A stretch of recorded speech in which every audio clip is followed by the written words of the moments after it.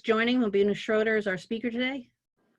Yes, thank you so much. So let me start by saying I hope everybody's well and in good spirits and health, and that we're all staying strong through this very unusual time in our history.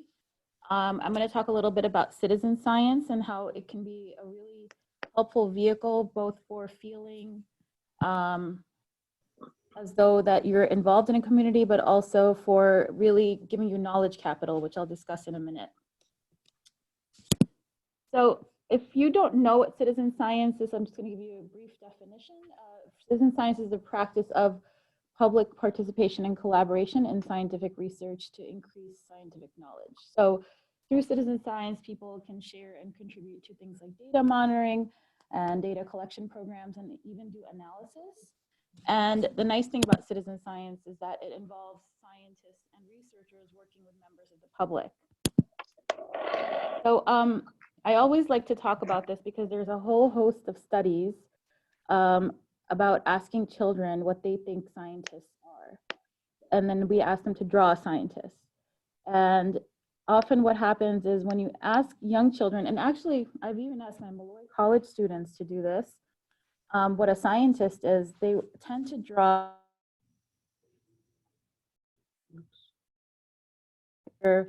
glasses, wearing a lab coat. Usually there's an explosion or something in, I'm sorry, I was temporarily muted, I'm sorry. So there's usually an explosion or special equipment around. And the problem with this is when we see people making these drawings, when we ask them to tell us what a scientist is, they're not really talking about seeing themselves as scientists, right? They're not really understanding that they have the ability to take part in the scientific endeavor. So let me tell you a little bit about the history of this. So science is an endeavor that we can all engage in. This is a picture of Gregor Mendel, who's considered the father of modern genetics. Gregor Mendel was raised on a farm. He only partially completed his schooling, very little of which was actually in science, and he became a monk. And he started working with inheritance patterns in mice, fur color, but the local bishop actually did not approve of him animal breeding. So he switched to pea plants, and he started raising pea plants in his garden and noticing the inheritance patterns in the pea plants, and really started notating the patterns that we see and we talk about as our framework in modern genetics today. So he was not someone who was formally trained as a scientist, but he contributed incredibly to the field of science. He's one of many examples. For example, Benjamin Franklin, who was one of our founding fathers, also dabbled in a lot of science programs, despite the fact that he was also not formally trained as a scientist. He resulted in endeavors like bifocal glasses, which I'm sure some of you are wearing right now, mapping the Gulf Stream, and his insights related to lightning. There he had that infamous kite and lightning equipment experiment. And so the line between who is a scientist and who can engage in creating knowledge for society to use and who is a member of the public used to be a lot more blurred. And many more people used to participate in these sort of endeavors. Here's another story that I really love. I don't know if anybody's heard of vancomycin. It's a very crucial antibiotic.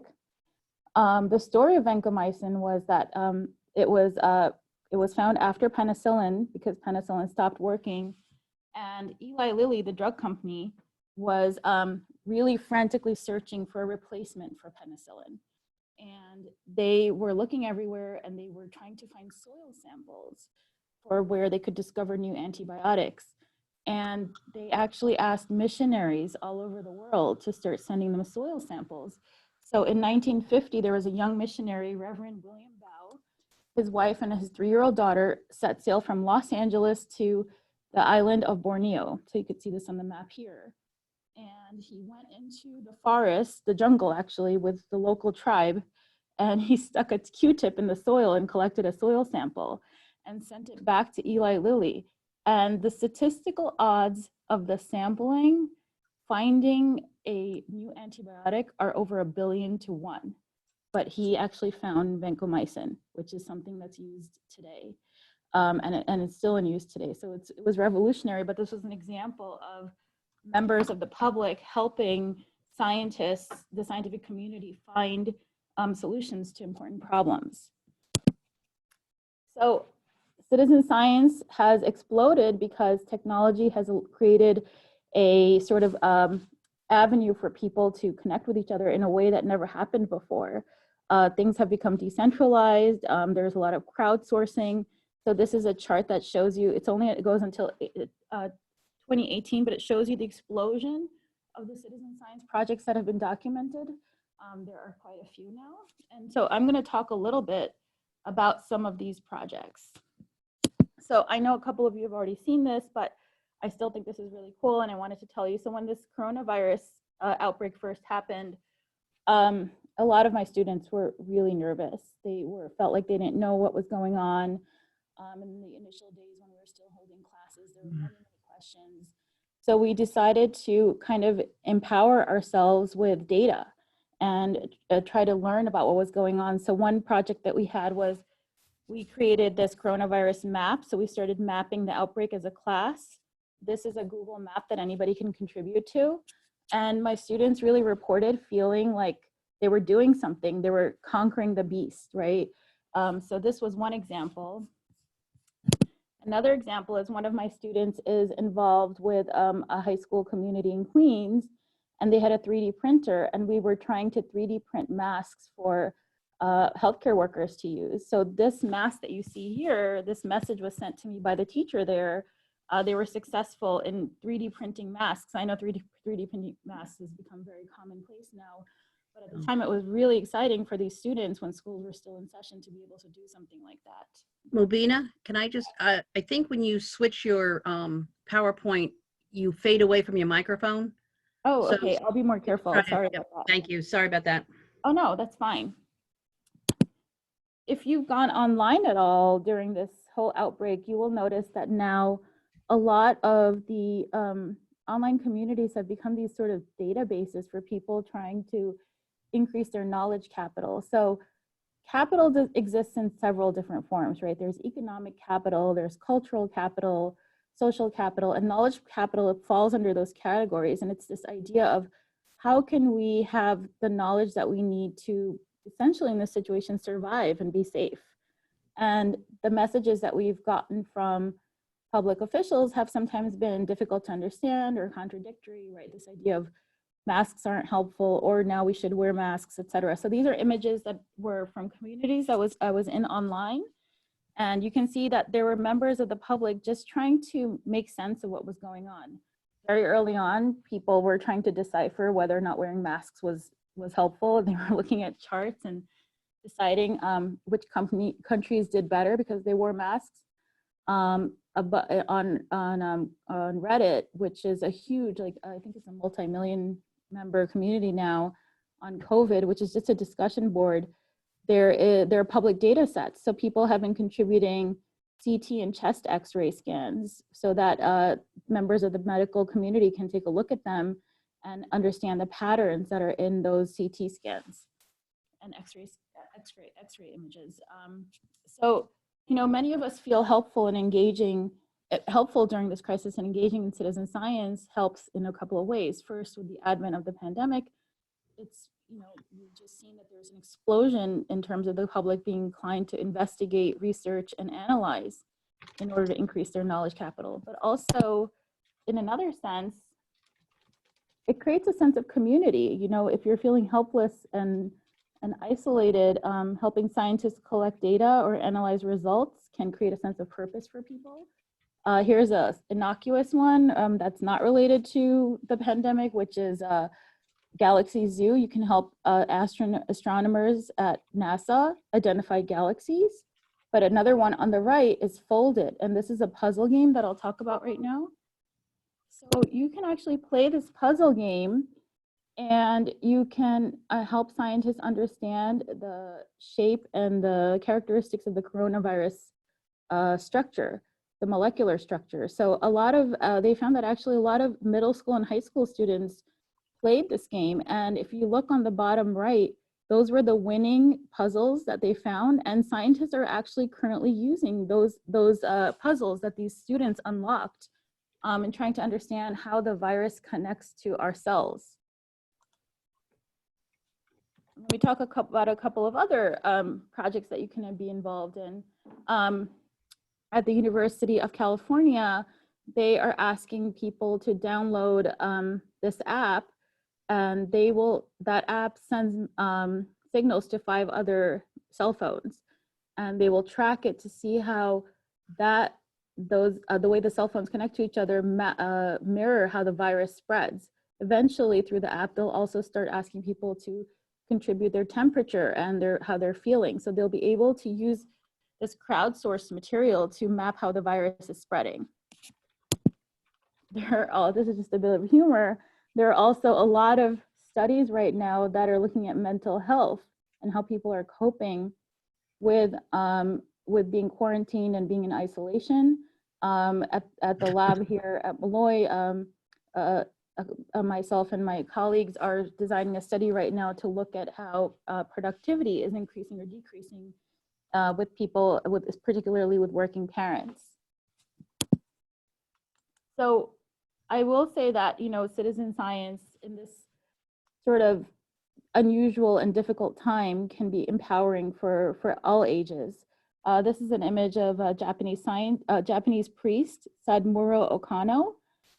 He manages this Geiger counter after the disaster, with the earthquake disaster in Japan. Members of the public were not happy with how the Japanese government maybe gave out the earthquake warning. So some of them have actually started to man their own Geiger counter stations and seismographic stations. So he monitors his own seismographic station and puts that data online to monitor earthquakes in Japan, in his part of Japan. So during these moments of crises, we might have to think creatively and collaboratively to help solve the many difficult problems that are coming up. And just as Albert Einstein had said, we cannot solve our problems with the same thinking we used when we created them. And I really believe that if we do that together, even if it's in a virtual space, collaboratively, that will be the best endeavor. And understanding that all of us are contributors, not just scientists, to understanding how to fix the issues that we're facing today. So this public participation and collaboration allows everyday people to use technology, and we're all sort of uniting towards this common goal. With technology, we can do it from our homes. So anyone is welcome to contribute, right? You don't need expertise, you just need time and interest, and the projects exist in so many different forms, and they cater to such a diverse group of ages, backgrounds, and circumstances. So with that, I'd like to thank you, and I hope everybody is safe and stays well, and tries to contribute to some of these projects, or at least tries, maybe just starting with playing the Fold It game to see what it's like. And yeah. Hi. Hi, Mubina. Yeah, hi. Hi. Thank you. This was great. I mean, a lot of information here. I'm going to read some chats. People are saying thank you. Great. They were having a little bit of audio. That audio kept going out, but it was better towards the end. So thank you for doing that. I had a question for you that just came up, and again, the citizen science. I love that. If people can self-report, if people can identify, there's so much information gathering that's going to have to be done for us to figure out, the best way to keep everybody healthy over the next, year or so, especially until they have a vaccine. Right. I do, of course, one of the big questions people have is about the testing. How do you go about testing? And it was interesting that over the weekend, the governor announced that they're expanding some testing, that no longer, I guess, do people have to have, significant symptoms. They've really, but in the group that they mentioned, they talked about educators. And so at some point they're going to, try to get all of the educators, and I presume university professors, tested as part of that initial group to see what's going on. Yeah. Yeah, and so even with the testing, there are a couple of states that are starting to roll out these pretty accurate tests that are using less invasive nasal swabs. Hmm. But that will also be a way that we can all contribute, because those tests could be done at home. And Correct. if they're put into a public repository, then it really helps our policymakers and our healthcare officials decide on what the best responses are. So I feel like this is a horrible time, but it's also a time for all of us to come together, because we're all working towards a common goal. We're all suffering in the same way, right? We all want people to stop blinking so loudly. And we are all, like, all of our contributions matter, whether it's our data on our own person, or how we're doing in the workplace, or you're engaging in a citizen science project that's related to it in a different way. Right. Really creates that sort of sense of community. Great. Andrea Honigsfeld is asking, have you shared your article? She missed the first 2 minutes of your introduction. Oh Uh, yes, so no, I haven't shared my article, but Kathy, I can email that article to you. That'd be great, We because we can use it as an attachment for this program. Oh, that's great. Yeah. So I wrote an article with a commentary with a colleague at an economics colleague at Loyola Marymount University. And we talk about sort of this idea of knowledge capital, right? There's not just how much money you have, but also how much knowledge you have, and that's crucial. So I will definitely share that. All right, terrific. Thank you. And then you have a shout out from Victoria Catalano saying, hi, Dr. Schroeder. Hi, Victoria. It's so nice. I'll see you. I'll see you hopefully soon. Thank you for joining us. Anyhow, so for everybody else, this is the last day of classes, official classes for our students. They have to finish all their end of semester projects. So let's all keep them in our thoughts and prayers as they get through this week, and our faculty who've been doing an amazing job keeping our students informed and working on this type of program with our students during this remote learning time. So thank you, everybody. I hope you have a great day. Mubina, thank you very, very much again for offering to share what you have been doing during our quarantine. So everybody have a great day. We'll see you tomorrow. Mark is joining us tomorrow to talk about admissions and virtual open house. Bye, guys. Bye-bye.